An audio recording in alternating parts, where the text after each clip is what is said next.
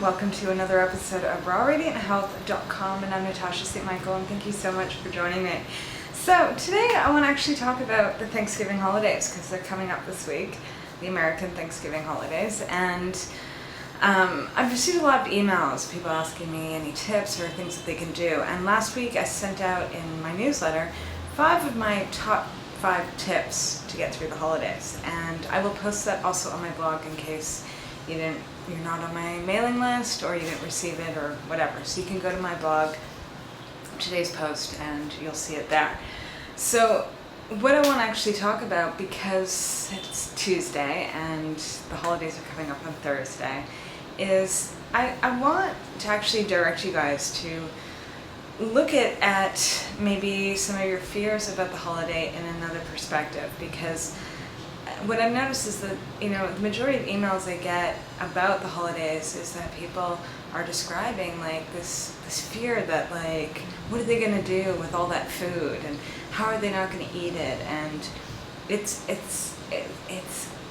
bottom line, it's kind of like they don't trust themselves, and especially when, like, you might not see it when you're going through the fear, but when you describe it and I'm the one reading it, I get a different perspective of it, because I'm on the outside of it. I'm looking in, and what I see is that, it's not even about the food. It's not trusting yourself that you cannot stop eating, or that you are going to devour everything there and feel guilty afterwards. So really it's a fear of, like, not living up to your own expectations, or feeling, fear of doing something that you're going to feel so guilty about. And that's what you should be prepared for. Is, first of all, it's a matter of changing your perspective, that, like, you have 100% control over your life, 100% control over what you put into your mouth, what you eat. Okay? I know a lot of times we might feel like we're possessed by something when we start eating, let's say, a bag of chips, and next thing you know, we eat the whole bag. A lot of that, of course, comes from all the food flavor enhancements, things like that are added in to make those potato chips that make them addictive.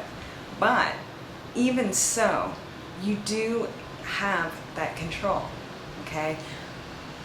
Someone that's addicted to food, someone that's addicted to cigarettes, someone that's addicted to alcohol, as uncomfortable as it might be when you stop eating something, or you stop smoking, or you decide to not to have that one cigarette, and you start feeling the anxiety, or you start feeling the withdrawal, you still have a choice.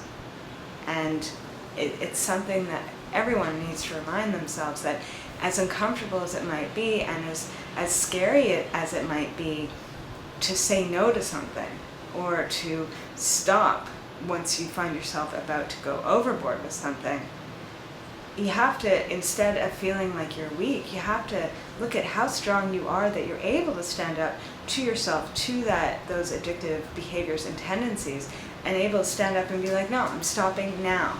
And I'm going to use this as an exercise, right? It's like, to build muscle, we've got to do strength training exercises. And you can't just do it once and suddenly get huge muscles. You've got to do it every day. You've got to exercise that to become stronger and stronger and stronger. It's the same thing with getting through either those food addictions, or those feelings of not having control over your food.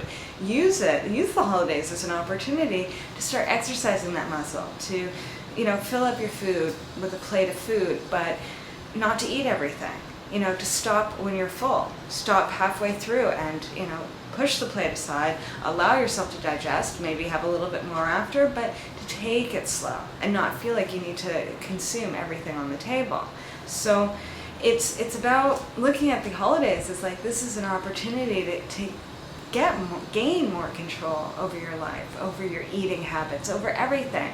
That this is not a time where you're going to lose the control and fall flat on your face, but it's the time really where you're sort of getting things into motion, and that you're taking your life back. Okay, so the holidays are not to be feared. The holidays are to be enjoyed. This is a time of celebration. This is a time to be with your family. This is not just about the food. People get so obsessed with the food, but you know, there's more going on than just eating. You're spending time with people that maybe you haven't seen in a while. Or you're even going, you know, across the country to go and visit family that you haven't been with for a long time.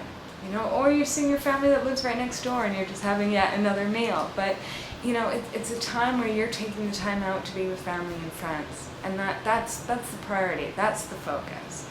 All right, so I'm wishing you guys a fabulous day and a happy holidays as well. It's coming up.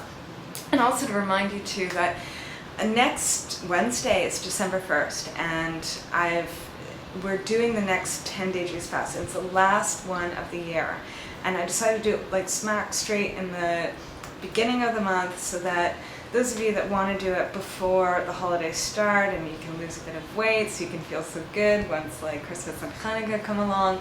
So it's a way of doing it in the beginning of the month so that by the end of the month, when all the holiday parties are happening, you look and feel fabulous, and you've also sort of reset your eating habits as well. You know, reduce that appetite, and so it can help get you through the holidays over in that time. So if you want to join us, go to my website at www.rawradianthealth.com, click on juice fasting, and there's information there about the juice fast, and beginners and experienced fasters are welcome. Okay, so have a fabulous day everyone, and I'll see you tomorrow. Bye.